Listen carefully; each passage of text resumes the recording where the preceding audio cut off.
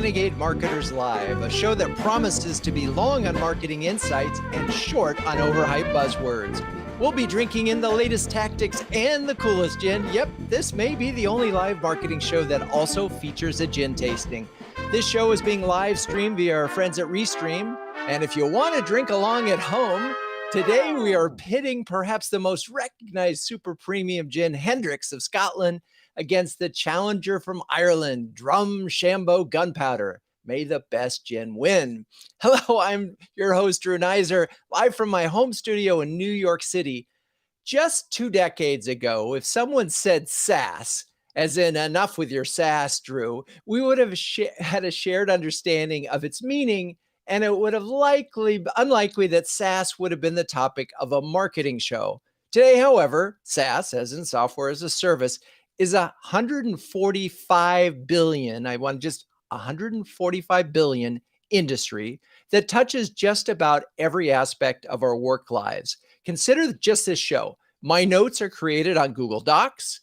The meeting invites were sent out via Office 365. We're using Restream to broadcast it live onto 4 different viewing platforms. We'll transcribe the show using Otter AI. We'll rebroadcast it as a podcast using Libsyn, a syndication service, and we'll track social sharing via Sprout Social.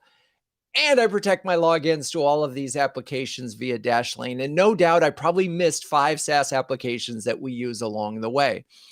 Every one of these applications is subscription-based, exists in the cloud, and almost all are minting money for their respective owners. In fact, you would be hard-pressed to find a successful software product right now that is either fully SaaS today or in the process of migrating to SaaS. So let's move on to the real topic today, the not-so-obvious challenge of being a CMO at a SaaS company, particularly one that is in massive growth mode. And to help us understand what makes SaaS marketing such a distinct challenge, we have 3 amazing CMOs. Melissa, do we have Grant Johnson with us? If not, we'll bring on Allie. Oh, there's Grant. Hey, Grant. Hey, Drew. I love the just-in-time arrival program. That's just a little inside baseball for those folks. So Grant is the CMO at Imburse. And in addition to his many accomplishments, he was the star of episode 13 of this show and is a 2-time guest of Renegade Marketers Unite. So hello, Grant. How are things in sunny Southern California? They're, of course, sunny and bright and beautiful. And, winter may show up one day, but all good. What's the hurry, right? It's overrated. So, all right. Well, let's talk about your marketing career, and both of our careers started before SaaS was a thing. And I'm just curious, was it at Pega or an earlier stop when SaaS became sort of the hot topic in the C-suite? Yeah, I think it was at Pegasystems right around the 2010 timeframe. But interesting enough, Drew, we all have journeys that take us into different directions. And back in 2002. I joined a company called Big Fish Enterprises. You may not have heard of them. And I had the fun opportunity of renaming them to FrontBridge. And we were actually an early SaaS company. It wasn't called SaaS, but it was a hosted message management, filter spam or viruses like it's done today. It was all done. You could set it up in a matter of 30 minutes. We had a free trial. We converted 90% of free trials, and we retained 90% of the customers. And Microsoft bought the company in 2005. So it's been a fun SaaS journey. So, wow. Okay. That was 16 years ago. And I mean, really, you don't have SaaS till you have internet. So there's really only, if we look at it, 26 years of this to begin with. So early entrants, but I know that Pega in particular was a company that wasn't SaaS. And so I'm curious is how that sort of, as you're there and it's like, oh my God, there's this SaaS thing. We got to solve for this. Yeah, exactly. We had noticed Adobe was an early pioneer of making that shift in their business model. We were moving more and more in the early 2000, 2013 timeframe to subscription Now, if you look, they're over $1 billion. You look at Pegasystems, SaaS, and deferred revenue is larger and larger. And in my last several years, I've been purely in SaaS. It's like at some point, as you said at the outset, Drew, it's the only way to go. And I'm wondering, so, and I remember when we first talked on on my podcast, you were at Kofax, and that was like a hardware company initially, right? Well, before I got there, I probably wouldn't have joined. I'll be honest with you. They'd sold off the hardware and they were moving Okay. to SaaS, and it had bought a couple companies, and we bought and merged together with Kofax, Perceptive, and a company based out of Sweden called Readsoft, and they had pioneered a AP automation invoice processing offering called Readsoft Online, and it was pure SaaS. You could set up in a few minutes, almost no administration required. So that Kofax, just like Pega, was in that transition from on-premise to hybrid to try to get more and more revenue out of subscriptions. And so here's so and part of this is helping us understand what's the biggest difference as a marketer. I mean, in the way you might have done it when it was, not, it was an on-premise thing. I mean, we used to buy discs and we put them on our computer or they would sit on a server somewhere locally. What's the big difference from a marketing standpoint when it comes to SaaS? One word: agility. And as I've reflected on my journey, my team's journey, how we go to market, how we compete, the dynamic nature of the offers, you have to be able to adapt your value prop, your website, your customer acquisition, all these things really fast, because tomorrow somebody comes up with a freemium that you were charging for, or they bundle something. Like, let's say we're in the expense and spend management business, and suddenly you can now do bill pay. Well, yesterday you couldn't do bill pay, so that adds to your value prop. So you just have to have that mindset. And in the on-premise, you could move, make decisions and move. I wouldn't say annually, but at least you could wait a quarter to take action. Now if you wait a month, it's too long. A week may seem too long to some of us. So interesting. Okay. And that helps. And it's purely because the market is so dynamic. Your products are so dynamic. And so obviously the competitor can come in, and you use the term freemium, and that's often what is talked about. We're going to talk about that later with the group, but I at some point, how do you avoid, and that whenever we're talking agility, the downside of agility is, you're just all over the place. You're ricochet rabbit, you're responding and you're not leading. And it's really hard in that context to think about brand and marketing. So, I mean, are we just working our way from campaign to campaign and messaging to messaging? How do you sort of keep that in the context of, well, we got to build a brand too? Well, the brand is, it's the true north. It's the constant. We launched a campaign to verbify and burst called Emburse It last quarter. We've done a lot on social media. We're doing a lot with our customers. We'll have conferences and campaigns all around the building the brand, the awareness, the affinity, the advocacy around Emburse. So that'll be a constant. And we also have campaigns that are ongoing that we do for each of the major segments. So we serve enterprise, mid-market, and SMB. But a lot of the tactics to acquire a particular customer, or to upsell, or to cross-sell, those have much more variation and allow for experimentation and sort of this more flexible approach, to where you do have to maintain that constant brand presence. And the other key dimension I found with SaaS is the inordinate importance of the customer experience. You have to deliver. The expectations have been elevated with the Facebooks and Amazons of the world, that business applications shouldn't have to be hard and difficult to use and non-intuitive, right? So we have that mindset that we have to continue to streamline and simplify and support our customers in their journey to adopt our products, and so they'll be happy with that experience and tell other customers about it. So, and I guess before we sort of move on, overall, is this easier, harder, or just different from a marketing standpoint? I think it's more challenging, but in an exciting way. right? That you have to be on your toes and agile and adaptive and willing to take risk. That's key component of being a CMO is to make the right bets and make some calculated ones, and make some smaller ones too. That hey, if they go south, no harm, no foul. Love it. Okay. All right. We're going to come back to you, but right now we're going to move to Allie McCarthy, CMO of Skyence. Allie, hello. Hi. How are you? Good, great, and happy to be here. Nice to be you. And so where are you?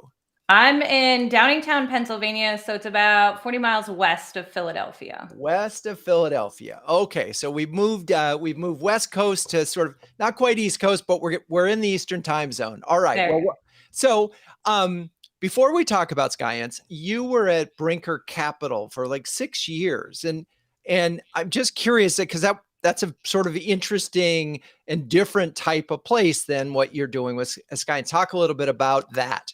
Sure. So I've always been on the traditional investment management side of the business. So Brinker Capital being a investment management firm itself.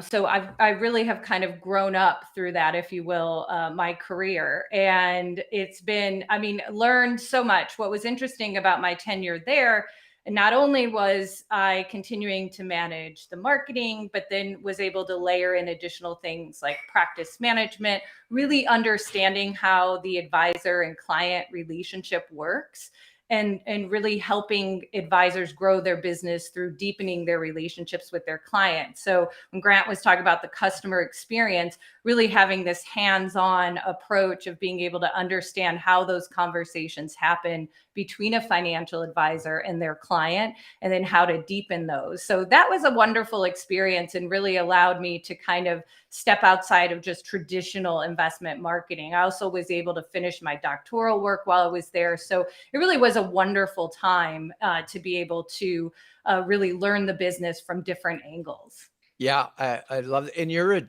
doctor in, It's advanced studies in human behavior, but I studied the emotional intelligence level of a financial advisor and how it impacts their relationship with their client. So it was really EQ. Wow. EQ. Yeah. Wow. Very cool. Well, so if we said, all right, give me a polar opposite of SaaS, which is, sometimes customer goes and discovers it on his own. They click, they might never actually talk to a person. They often in the bigger enterprise, they do.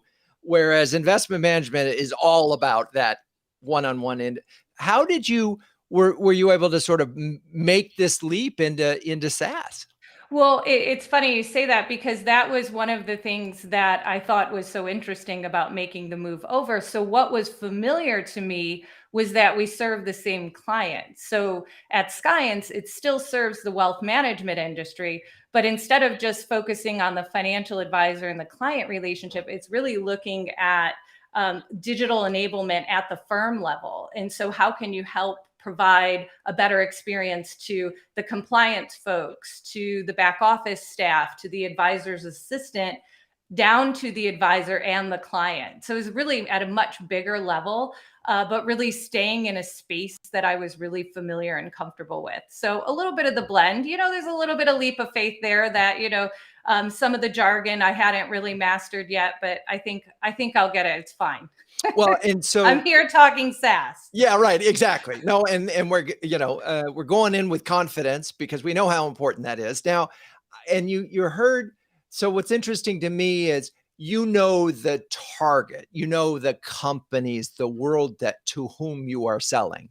The whole sort of SaaS sales motion is what would be new. And so Right. talk a little bit about how you've gotten up to speed because you've been there now 6 months and how that's going in terms of, what are you seeing Right. that's sort of different and you go, oh man, okay. Yeah. Well, it's funny because as I was thinking about that, as we were preparing, as I was preparing to have this discussion with you, what was pleasantly I was surprised about what was how it is in some ways similar in the sense that in the SaaS world you are trying to land and expand, and in when we were working with financial advisors, we were selling such an array of products that we were actually taking that same approach with them. So we were also trying to get in there and then expand the relationship once we were in there. So in some ways it is different, but in a lot of ways it's very similar. And you realize that people, it doesn't really matter what industry you're in, humans are pretty much the same. So we were able to kind of get up to speed and learn the jargon quickly. But I would say I wasn't as surprised or overwhelmed. I was pleasantly surprised in the sense that some things were very similar. And so lots of things like that. But what has been what have you seen that's different? Or you're going, what's on the learning curve for you? So on the learning curve, I would say here, they're definitely more advanced on the ABM side. That wasn't something, because there isn't a group buyer on the individual side in investment management, at least when you're doing the financial services products per se. So for me, that was something that I found interesting to be able to explore more with my team, really get that up and running and really dive into the, who is the buyer? What is the persona? How are you managing the firm and the group buyer? And that's been fun. Yeah. And it's funny that because SaaS is such a massive category. And I mean, I think there's so many SaaS brands where it is a direct to individual sale. But in a lot of times, and all three of our guests today, we're talking about an enterprise sale where it is multiple people. And even though the transactions and the product is ultimately delivered online. And yeah, so it's harder. I mean, I guess the difference might be right. I was thinking of, a financial advisor might have to sell, the whole family on the idea, but still it's a different thing. Okay. Well, good about ABM. We're doing a special on a bonus huddle on ABM in January. So I'm there. There you go. All right. Well, let's move on and we'll keep up. Let's bring on Andrew Allie, CMO at Binder and star of episode 248 of Renegade Marketers Unite. Hello, Andrew. Hey, Drew. Great to see you again. Nice to see you. And where are you? I am in Charlestown, about 50 yards off the monument, just outside of downtown Boston. So just outside. East Coast like you. Yes. And the monument that you're referring to, just in case we can provide some historical context. Which monument? Oh, the Bunker Hill. Yeah. Bunker Hill Monument. It's that granite obelisk that you can see from the airplane sometimes when you're landing at Boston Logan. I'm about 50 yards off of there. So if you see that next time we fly in, you know where I'm at. There you go, Bunker Hill. Important. We'll have a quiz on that later. Okay, so since we've landed in Boston, what's going on with? I mean, Boston is such an interesting technology town, and has become really something else in SaaS. What's happening there? Yeah, it's frenzied here. There's so much going on, with the market. I'm sure I know that's the case in New York City as well as out on the West Coast where Grant is, and internationally. I've been working international quite a bit, and it's just as busy there. But I'll tell you one extra thing interesting about Boston is, this last year or so, the biotech has exploded. So there's just been there's kind of a bit of a new kid in town in Boston. Tech used to be the only cool new thing. Starting to elbow out financial services, but biotech is huge and they're just ripping down buildings left and right, building lab space. And there's also some really cool coming together of tech and biotech. So it's pretty crazy here in Boston, Drew. Yeah. I mean, between Harvard, MIT, all the universities you have up there, it's just such a great feeder for the technology. It totally makes sense. And of course you have these sort of community builders like the HubSpots out there that have brought a lot of the marketing community and the tech community together. Okay. So I was reading up about Binder and I couldn't help but notice in the LinkedIn quote, and I'm going to quote, Binder launched in 2013 as the first pure SaaS DAM, and DAM standing for, it's not a swear word, digital asset management. And I'm curious, does that matter anymore if a company is pure SaaS or, because we're talking a little bit about that with Grant. I mean, Pega was not pure SaaS, but they got there. But does it matter? I would say it matters most actually operationally. So, behind the scenes of what we as marketers are doing, when you're a SaaS vendor, right, you're able to much more scalably develop, maintain, enhance, and deploy your software across tens, hundreds, thousands of customers, right? As opposed to when you don't have SaaS, when it's on-prem or on-prem's awkward cousin, single tenant hosted solutions, the operations are so much more complex. So I think that behind the scenes is much harder. And of course, if everything behind the scenes is harder, going more slowly, that kind of slows you down on the marketing side. I think another, I would say, thing that SaaS gives you, and this, you touched on this, I think we'll talk about it later too, is the whole ability to use a trial or freemium as a way to deliver value to the buyer ahead of a sales conversation. When you've got a multi-tenant SaaS solution, that's much easier to do. It may still not make sense to do, but it's something that you're able to do. As a marketer, when it comes to customer and focusing on expanding accounts, a SaaS solution, you can market individual features because there's no necessarily software delivery. You can just turn features on. So it helps you with that customer marketing piece. And then lastly, I think one thing that's neat is the whole multi-tenant SaaS, revolution, if you want to call it that, right? Since we're here in Boston, is the data that vendors get, right? As the business of running a SaaS solution creates user data. Sometimes it's called the data exhaust, which opens up all kinds of neat possibilities for businesses in value delivery to the customer, but also for marketing and the kinds of benchmarking and interesting insights you can share with buyers, again, delivering value ahead of the sales conversation. So I think it's got some major advantages, yes. So, okay. And I want to go through some of those we'll get to freemium, but I think it's so interesting in that once you have a customer in theory and it's an online based product. I mean, we'll all experience this with Zoom all the time. It's like, oh, there's a new update, right? And then you open it up and you go, oh, look, there's something new there. Talk a little bit about that aspect of it. And this sort of gets me to this whole world of people use the term product led marketing, and they're typically talking about SaaS. And so is that where the product and the customer upsell cross that comes together? Yeah, I think it can be. So yeah, so product SaaS, product led growth is a strategy, right? To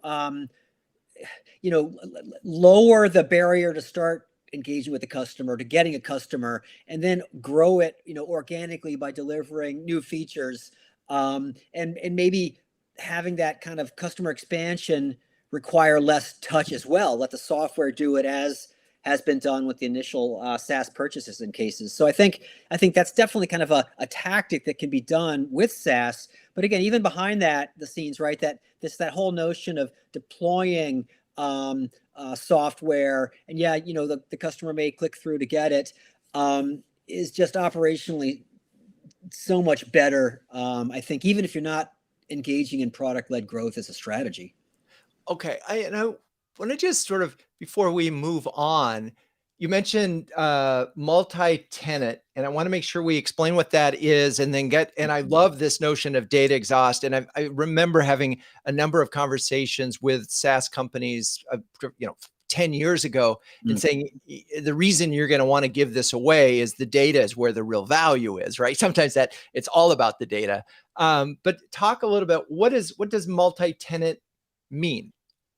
Yeah, sure. So multi-tenant is basically when you can run lots of customers on the same unit of infrastructure, if you will, right? And their customer data is partitioned logically in software, as opposed to single tenant, where you basically have to have a machine for each customer.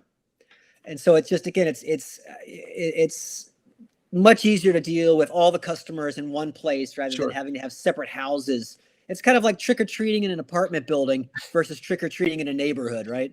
Now you got me completely. My kids, absolutely. I mean, we could do, when we lived in a large building, I mean, in an hour, they covered so much territory. It was unbelievable. That's hilarious. Okay. And then let's just get at this from how does the data exhaust and all this help you as a marketer? And I imagine this becomes a very interesting way. Is it as we leverage that for content, we leverage that for insight, we leverage it for sales? I mean, talk a little bit about that. Yeah, sure. I think the easiest example from my career was back at Bullhorn, which is software for the recruiting and staffing industry, and just a great company. We launched a new product, a new service, I should say, called Reach, which was all about helping recruiters figure out how to use social media back when it wasn't so obvious how you use that for recruiting. And they could post their jobs across social networks and get candidates that way.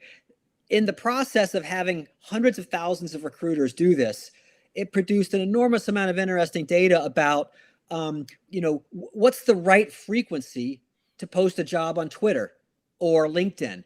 That just by being able to watch all these customers act, we could see what was most effective. And we could do a number of things with that. First of all, we could reflect that in the product by giving tips to the user to help them be more effective in the product. They use the product, they're more effective, they're customers, we grow the account, right? We were also able to start aggregating all this data, and we came up with the social recruiting report. And we just gave insights about, by geography, by job type, what's the most effective way to use social media for recruitment. So for example, nursing positions, Facebook was much better than LinkedIn, just as one example. And that would change. And so that was kind of content marketing. We could break it down by geography and say interesting things about the UK versus the US. And just our audience ate it up because it was insights into something they were trying to figure out. And I will, so a couple of things that I'm thinking of tips within the product, which so you use it better, because there's so many times where we have pieces of software that we don't use to its fullest advantage. I'm just wondering, and this is a kind of bizarre technical question, but I'm imagining that the product has to be coded in such a way that that data can be pulled out, right? I mean, it's possible that data wouldn't be accessible or someone, and as a marketer, how do you make sure that, hey guys, is there any data in there we can use, or could you reprogram so that we could get that data? Yeah, that's actually a really important insight, Drew. It's because I have absolutely been in SaaS situations where that can be dramatically easier or more difficult, depend on choices made in architecture that aren't always obvious, when products are first getting built, right? Because when you're in that MVP stage, you're just trying to deliver value to the customer. You're not thinking 5 years down the road when you have hundreds of thousands of users, how might you want to be able to look at data across all that? So often working with data exhaust can either be next to impossible, even in a multi-tenant solution, if the way customer specific configuration is handled isn't done well. It can be extraordinarily difficult. With Reach, that was Bullhorn's second SaaS product. The technical team knew, right, what to do to help make that doable. So the company learned from previous experience. But you're right, that's a really important point. It's not always easy to do, even with a pure SaaS product. Well, and I'm just thinking, because so many times the marketer is at the mercy of the programmer, and this is just a case where experience matters. Or if you tune into this show, when you go to your next SaaS job, to ask, oh, by the way, can we pull the data? And if not, can we make sure that's on the roadmap? All right. And with that, I want to talk about, because this show is all about sharing, we're going to talk about CMO Huddles for a second. We launched CMO Huddles in 2020. It's an invitation-only subscription service that brings together an elite group of CMOs to share, care, and dare each other to greatness. We just had a huddle today, and we were talking about time management, because it turns out that most CMOs are working harder than they were, not less. They're working more, even though they don't have commutes. So it's crazy. Anyway, one CMO described Huddles as timely conversations with smart peers in a trusted environment, while another called it a cross between an expert workshop and a therapy session. If you're a B2B CMO, that can share and care and dare with the best of them, visit cmohuddles.com or send me an email at drew@renegade.com and see if you qualify for a guest pass. Okay, there's a lot of blurbing. Oh, we got a dog joining us. Anyway, Grant, Andrew, Allie, I'm just curious, Grant, you've been with Huddles for a little bit longer than the others. Any thoughts on Huddles? Yeah, I mean, you really struck a chord with this. I know it's, precipitated by the pandemic. And I've been you and I have known each other for a decade, of other CMO groups. And I think the unique combination of where, we come together monthly, share best practices, challenge and support each other with our own knowledge that is complementary, is a great form. In addition to all the other things like the lives and the bonus huddles, it really has become a valuable part of my monthly work life. I love it. Thank you. That's great. Thank you for that. I don't know, Andrew, Allie, you want to add anything to this conversation? I would just add that it's a community that I think I really needed right now. So thank you. And I would echo what you said. It's something that I really look forward to. So it helps me fill up. Awesome. Yeah, I've taken a nugget, a really valuable nugget, at least one from every huddle that we've had. So I think it's fantastic. Well, thank you all. And we just happen to have some recorded comments from some other huddlers to play while we go grab our gin that's been chilling along with our glasses. We'll take a video break and we'll come back for a quick gin tasting. All right. If you're the CMO, you're sort of at the top of the marketing heap, and you need other folks to grow and develop and challenge and hear ideas. So to me, it's sharpening the saw. Part of the service that you provide is that concierge service, and connect one-to-one when you know that there's something that one of us is concerned about or has questions about. It's a great place to have a sounding board to say, hey, have you used this technology and how has it worked, or what are the things to think about when you deploy it? Like, I have this problem. I know these 4 softwares or tools that fix it. Sort of diligence conversation that can happen in 15 minutes would have taken me hours otherwise. Really appreciate the diversity of thought. Value of this sort of getting to know people who are not necessarily in your daily orbit. First of all, I learn something every single time. Can't make it. You do this incredible recap so that you can scan through with all these resources is huge. The Slack channel, you've got a question, you post it in the Slack channel, and then people can respond and send suggestions. It's really as ingrained or pervasive as you want it to be. Jackie has constantly reminded me that we need a call to action on everything we do. So if you are a CMO that can share and care and dare with the best of them, visit cmohuddles.com. How's that for a call to action, Jackie? All right. Okay, so I'm on mute there, Melissa, but why don't you lead us away? You're not on mute. We can hear you. Oh, okay. Okay, let me just bring in Andrew really quick. So everyone have their gins with them. Today we're going to be having a taste-off between Hendrick's and Drumshanbo Gunpowder Irish Gin. Andrew, you just showed off the bottles. One of my favorite things about both of these is they are apothecary-style bottles. So they're meant to evoke that like medicinal aspect that a gin and tonic can bring. So let's start with Hendrick's. Go ahead and pour a taste of Hendrick's into your glass. Give you a bit of background on Hendrick's. It was made in Scotland in the 1990s and invented by Leslie Gracie under William Grant and Sons. Hendrick's was allegedly named after the favorite rose gardener of the founder's last surviving grandchild. And she also was Scotland's oldest woman. She passed away in 2012 at the age of 110 years old. So what you're saying is that drinking Hendrick's will extend your life? Exactly. Perfect. Okay, good. And I did think it was interesting that Leslie is a woman, and this is one of the few gins we've had one that was co-founded. We have a couple, actually. This is the largest brand, like most well-known brand that has been invented by a woman or distilled by a woman. What's special about Hendrick's gin is it's infused with Bulgarian rose and cucumber. So they actually do recommend using cucumber as a garnish in your gin and tonic. Can you get a sense of the rose and cucumber at all? I definitely get the floral note. I love that. Yeah. Went down the wrong way. It's funny. It's actually, this is a weird thing to do often to taste a gin without anything else in it. But this is very smooth. Great. Okay, so let's move on to Drumshanbo. So Drumshanbo is distilled in Ireland, and it's a fairly new gin. It was launched in 2019, invented by PJ Rigney. He also was behind Bailey's Irish Cream, bringing that to the market in a big way. And the Shed Distillery is where it's distilled. Drumshanbo is the town, and the distillery is actually an old jam factory that they converted into a gin distillery. So in this one, you should also get a bit of a floral taste. They do recommend using grapefruit as a garnish rather than cucumber for your gin and tonic. When you put your nose in, it's like a cinnamon and licorice. Like it immediately is very different.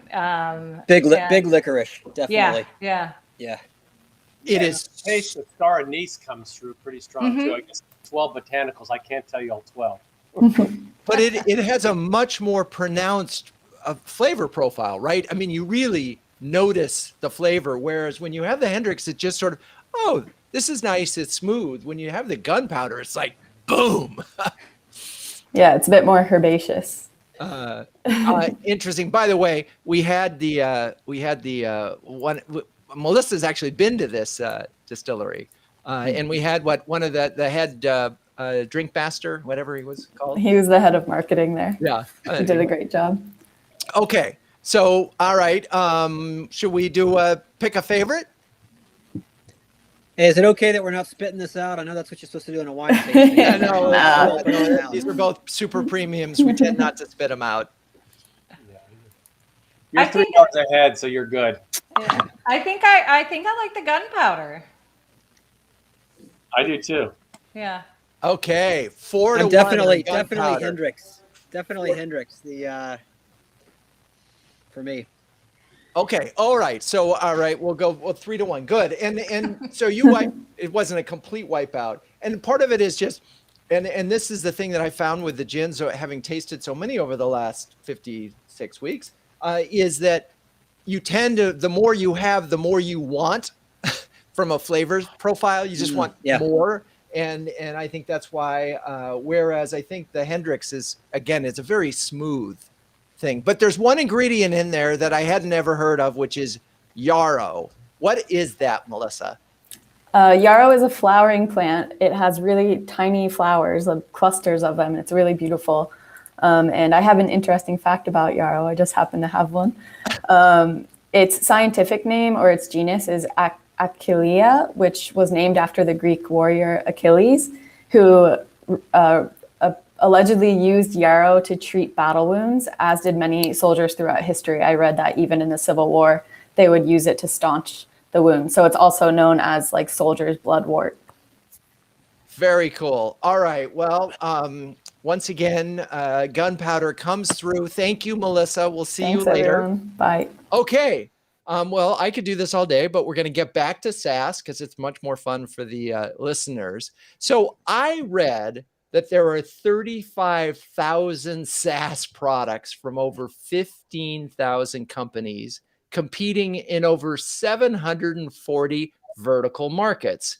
And so that makes me think there's a lot of brands in every category, and the barrier seems to be pretty low to entry. So how are you all finding breathing room? And I'll start with you, Grant. I mean, with Embers, I mean, because there's no shortage of companies that will say that they can do what you do.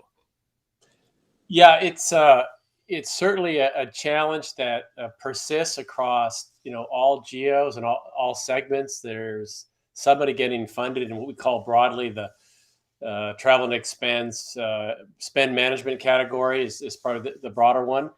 And we find that our targeting to the persona, to the buyer group, our communications and nurturing all the way through, closing and onboarding has to be top drawer, because if we don't meet that customer expectation, there's not just one, there's 10 other competitors that are vying for their business.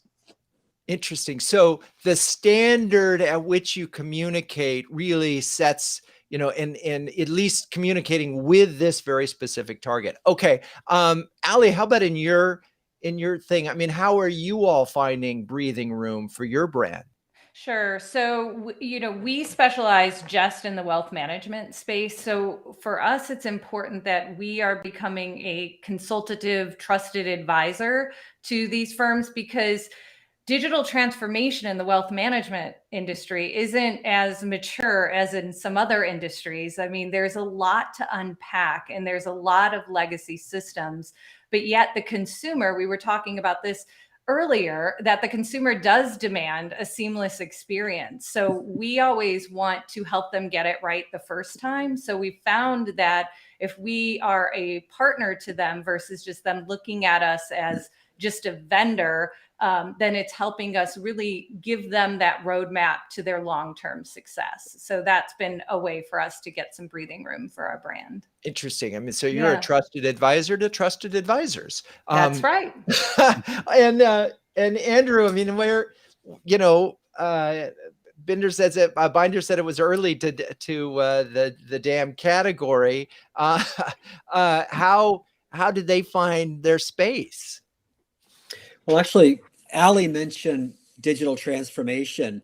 In the case of digital asset management as a category and Binder, this digital transformation, the last couple of years of rapid acceleration, right, of the digital economy, really created new challenges that DAM can solve for DAM buyers, for the marketing team, and the need to provide great digital experience online, the need to serve up images that are personalized, algorithmically driven in real time. It's a very different new set of needs. And so it's some real new space that affords Binder the opportunity to lead the category. And so in some ways, digital transformation kind of shook up the snow globe of DAM, if you will, and afforded Binder some new space to differentiate and update positioning. Now, was there ever any talk about renaming the category? Absolutely. Yeah. I mean, that's of course, Drew, the playbook, right? But I think, Binder has a solid case to be the industry leader, it's certainly an industry leader. And so as industry leader, your job is to grow the category rather than compete down, right, to those chasing you. So I think, and in this case, we did debate that, but it was a pretty easy call that in this case, it really is to elevate the DAM category, and then that we will grow along with it.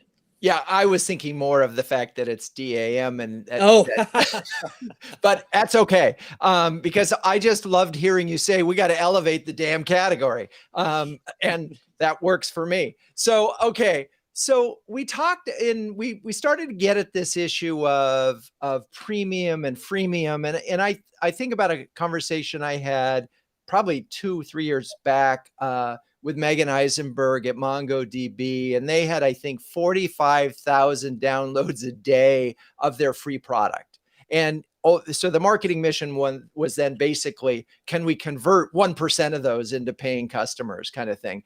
And I'm curious, do any of you have a version in that world of, freemium or something that helps you lower the barrier to trial?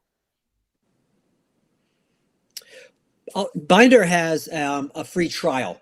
It's not a full free version. And it is available without having a touch with the sales organization. But what we find in practice, Binder actually, the free trial is more frequently used after the first sales touch as a way for a customer to try different things. So we actually find it's good for moving the sales process forward. Binder is an enterprise product.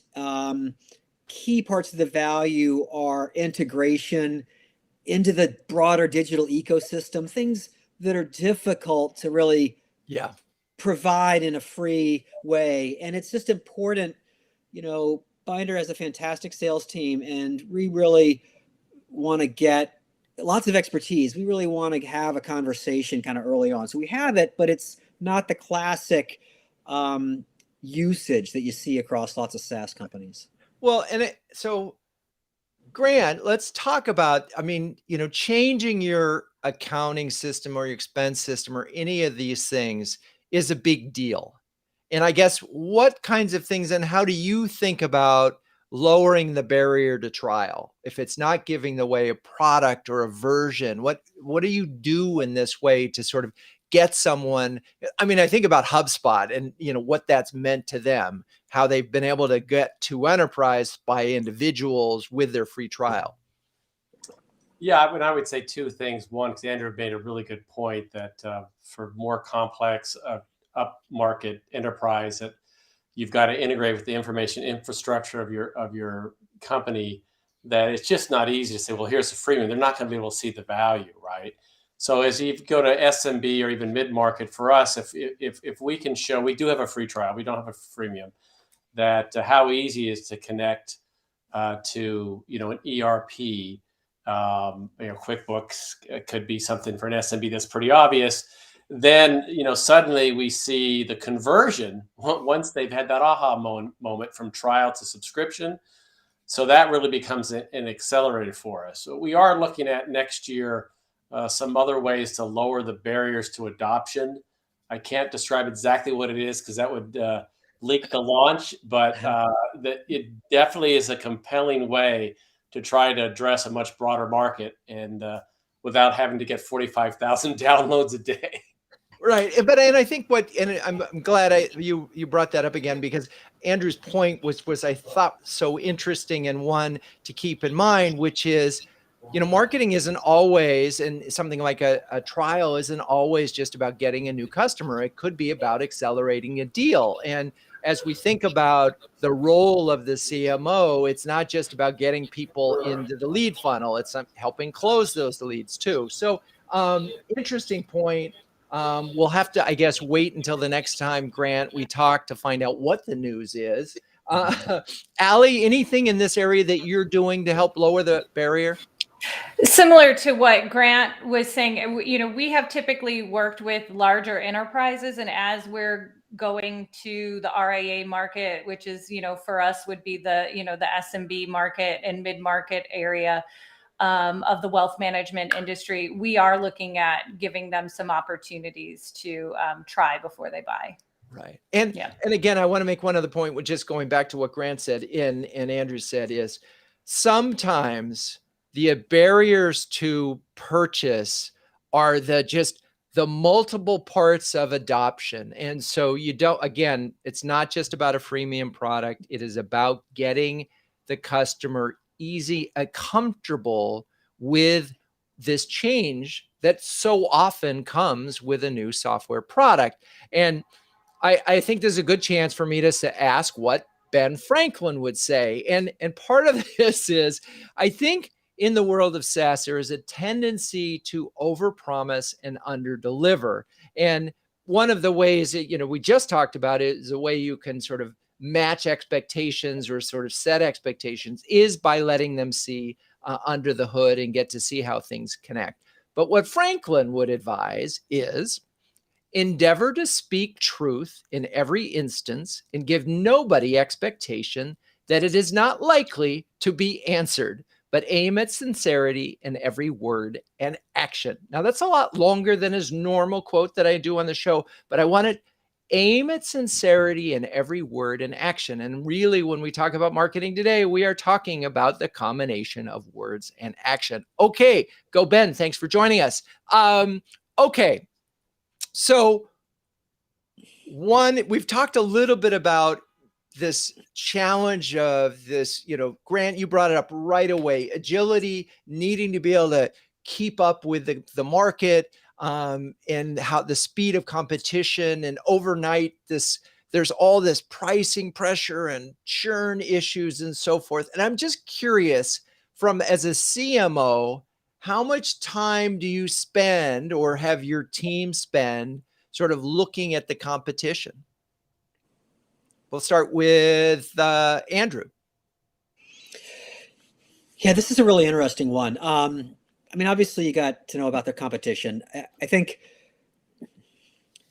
the risk, though, is that we hone in too tightly, right, on covering competitive difference, right? I don't know. Has anyone on the call read a book called Different: Escape the Competitive Herd? It's by a woman named Young-Mi Moon. I think she's at HBS. Great book. And that's really Drew, like she really gets like right at this. And there's a natural inclination in markets, and especially tech, right, to reduce differences rather than accentuate them. And that's tough on marketing. But yet in SaaS, it's enterprise software. We're competing. We're going head to head with other vendors. And you really have to have deep intel about the competitor, because you can really, help the sales team win deals with great competitive intelligence. So on the one hand, it's critical to have it, when you're in the trenches competing. And of course you want it to guide the roadmap, the product roadmap, to bridge, meaningful reasons why you lose deals repeatedly. But I think there's a risk of holding the competition too close in mind when you're trying to create a brand. Yeah, and I it's kind of a little bit of a trap question, I have to admit, as I was asking it. I think about when the former CEO, he was a marketing guy who became the CEO of Tesco, and he talked about how early in his career he just kept looking at the competition and trying to keep up with them, and his career didn't accelerate until he started not to even look at what they were doing and just think about what Tesco could do better than anybody else. It's hard to say that to a salesperson and say, sorry, you're losing this deal. But I guess the flip side of that is really understanding why you win deals, right?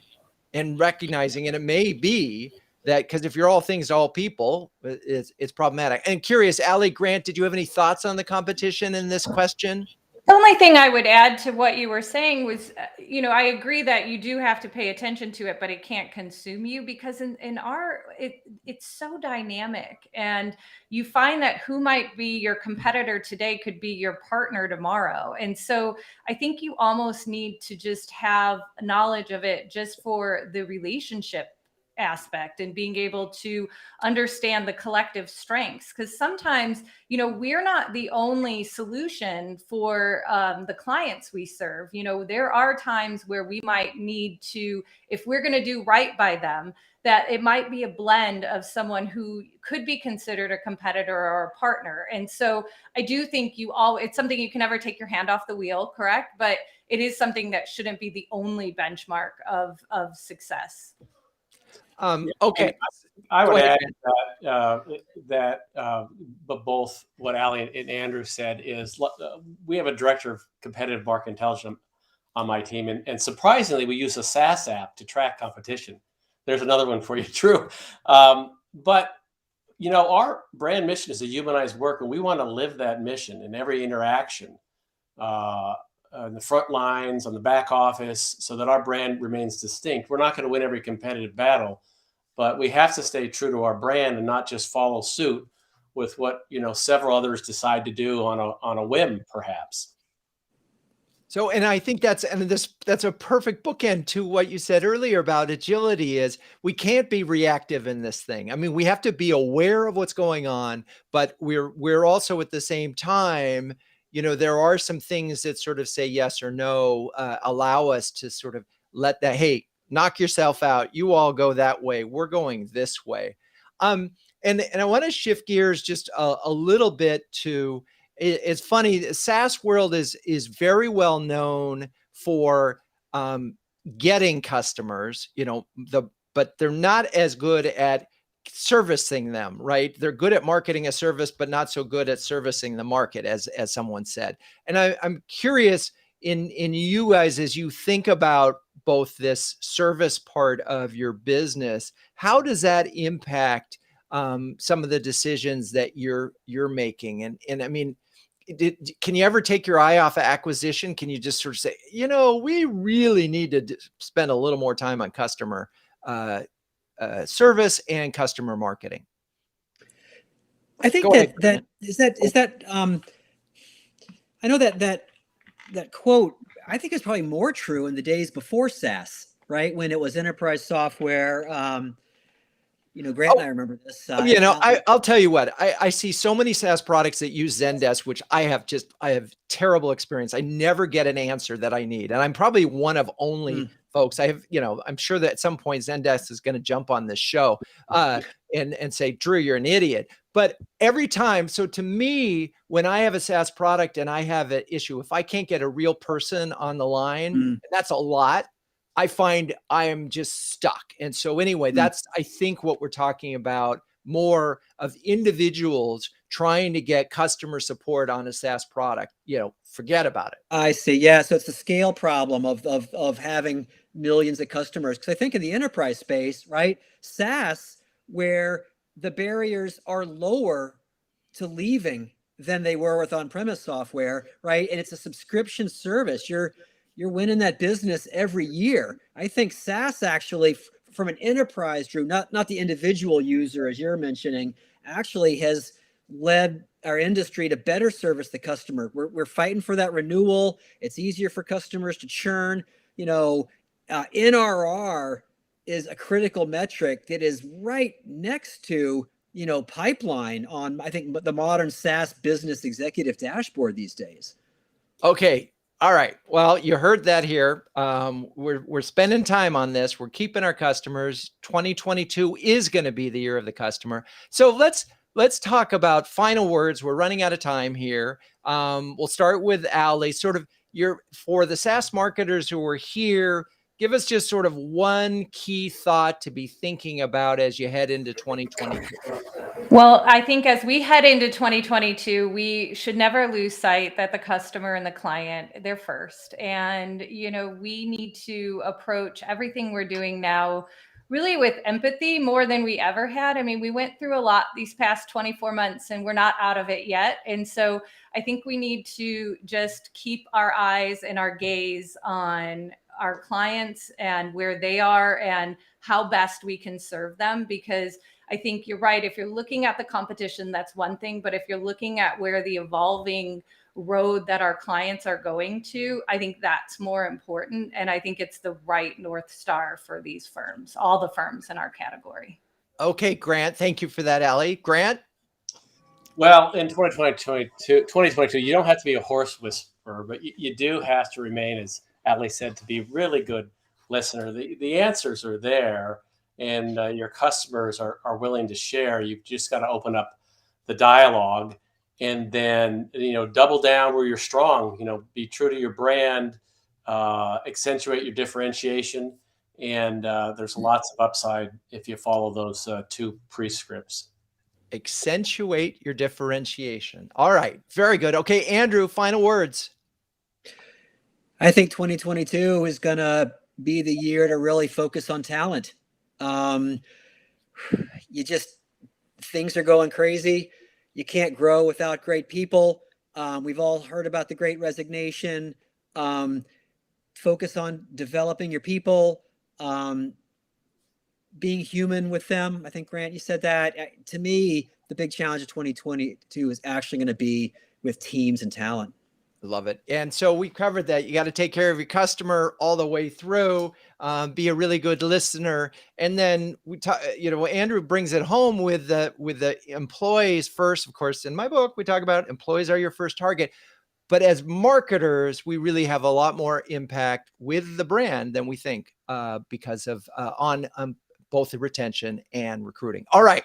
So thank you, Grant, Allie, Andrew. You're all great sports. And thank you, audience, for staying with us. Please join us in 2 weeks when we'll be bottling up 2021 for success in 2022. We'll just keep this conversation going with Katina Clear, Mika Yamamoto, and Kevin Briotti. Cue the music.